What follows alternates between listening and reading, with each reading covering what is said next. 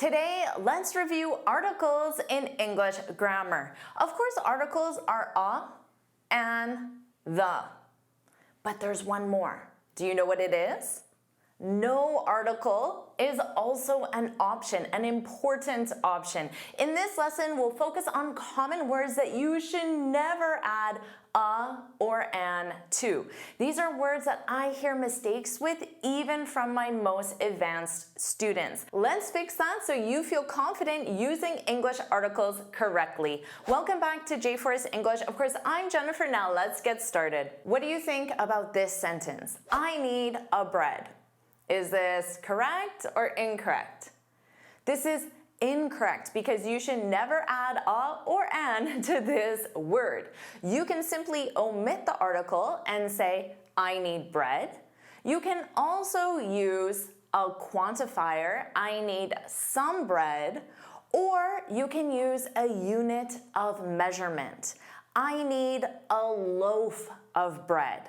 This, of course, means the full bread, but if you only want one piece, you can use a different unit of measurement. You can say, I need a slice of bread. Now, you might be wondering, why can't I add a or an to this word or all the words that we'll review in this lesson? Do you know why?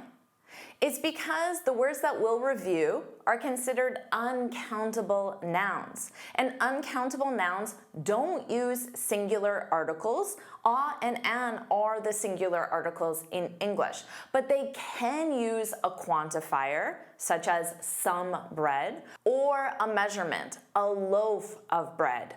Also remember that uncountable nouns don't have a plural form. So you would say, I need some bread. The noun is singular, even though some sounds like more than one. You don't say, I need some breads. Don't worry about taking notes because I summarize everything in a free lesson PDF. You can find the link in the description. What about this sentence? Can I give you an advice? This is incorrect. You can say, can I give you some advice? You can omit the article as well, but it's very common to use the word some. But remember, advice is always singular. So you cannot say, even though I hear it every day, even from my advanced students, you cannot say, can I give you some advices? Because the word advices does not exist in English. You can also use a unit of measurement, and in this case, it's can I give you a piece of advice if you want to specify one. So do you want me to give you more advice on how to use articles correctly? If you do, put yes, yes, yes, yes, yes, yes, put yes, yes, yes in the comments below. Now notice that you must memorize the specific measurement word used with the uncountable noun because they're different. We saw a loaf of bread, a slice of bread, a piece of advice. So make sure you're paying attention to those. You can't say he has a money because money is an uncountable noun, but you can say he has some money, he has a lot of money, or you can make this negative and say he doesn't have a lot of money. Now in this case, the unit of measurement would be dollars for American money. He has $1, which represents $1. He has $200. So notice here you put the S because it is countable. Now you could also say he has a bill, which represents paper money, and you can say he has a $10 bill, for example. Many food items are considered uncountable. We already saw bread, and you cannot say, can you buy a lettuce? You can't use an article with lettuce. There's an interesting unit of measurement. We say, can you buy a head of lettuce, which represents one lettuce. Or what a native speaker would say is simply, can you buy lettuce? Now, if you want to be specific about the quantity, you cannot say, can you buy 2 lettuces? Because lettuce is uncountable. So you would have to take the unit of measurement and make that plural. Can you buy 2 heads with the S, 2 heads of lettuce. So remember, it's the unit of measurement that takes the plural form, not the uncountable noun. Make sure you don't say, we need a milk. You would simply say, we need milk, omit the article. You can use a quantifier, we need some milk or more milk. Now, if you want to use a unit of measurement, do you know what it is? Now, in North America, you can either get a carton of milk, which is a smaller size, or a jug of milk, which is a larger size. You can't say, I bought a clothing. The word clothing is uncountable, but you can absolutely say, I bought a shirt, a sweater, a skirt, a bag, a purse, or many other items. Or you can say, I bought some clothing. Remember, no S, but you can also say clothes, which has the S on it. The unit of measurement for clothing, which is uncountable, is I bought an item of clothing. Now remember, when your unit of measurement starts with a vowel sound, you need an instead of a. An item of clothing. So an item of clothing would represent a skirt or a shirt. It could also be a pair of jeans. So notice, jeans is always plural, but the unit of measurement, the singular unit, is a pair of jeans, a pair of pants, a pair of shoes, or a pair of mittens, because there are always 2 with those items. Now you can't say, I bought an item of clothes, because it always has the plural form, but you can say, I bought some clothes. You can't say, I heard an interesting news today. So there's an adjective interesting, but it's an news, or a news without the adjective. That doesn't work. You can use a modifier and say, I heard some interesting news today. That sounds natural. Or the unit of measurement, do you know what it is? I heard an interesting piece of news today. Now that means 1. So if you want to refer to 3 separate things, you would say, I heard 3 interesting pieces with the S of news, also with the S today. Keep in mind, news is uncountable, but it's always spelled with an S. But it's conjugated as singular, so it's conjugated as it. The news, it, is interesting. Now you can't ask someone, do you take a sugar in your coffee? You would simply say, do you take sugar in your coffee? Or you can use any in the question form. Do you take any sugar in your coffee? And to answer, you can say, yes, I take 1 cube, 1 spoonful, or 1 packet of sugar, depending on how the sugar comes. So to make that plural, you would say, yes, I take 2 cubes. In the context of sugar, you can even drop that because it's obvious, but you could also say 2 cubes of sugar. Now just note that conversationally, natives will say, yes, I take 1 sugar or 2 sugars to simply represent 2 spoonfuls or packets of sugar, but keep in mind this isn't a general rule. This is specifically with sugar in drinks, even though sugar is uncountable. Continuing with food, you can say, do you want a cheese?